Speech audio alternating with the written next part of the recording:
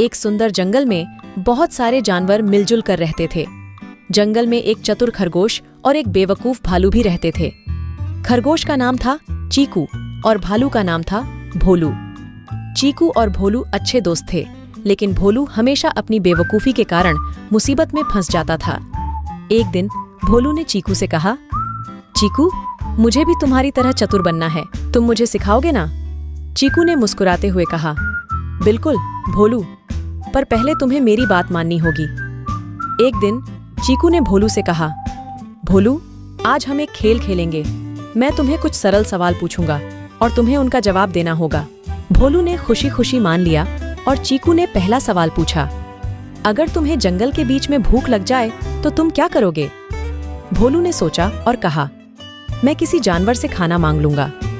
चीकू ने हंसते हुए कहा, भोलू, तुम भूखे जानवर से खाना नहीं मांग सकते, तुम्हें खुद खाना ढूंढना होगा।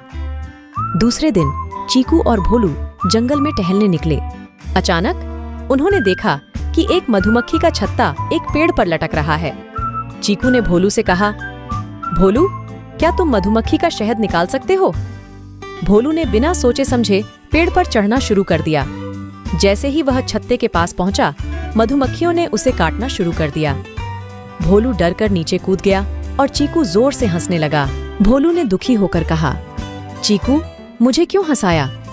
चीकू ने भोलू को समझाते हुए कहा, भोलू, हमेशा सोच समझकर काम करना चाहिए। किसी भी काम को करने से पहले उसकी सही तरीका जानना चाहिए। भोलू ने चीकू की बात मान ली और सोचा कि अब वह हमेशा चतुराई से काम करेगा। इसके बाद भोलू ने चीकू की सलाह मानी और धीरे धीरे समझदारी से काम करने लगा।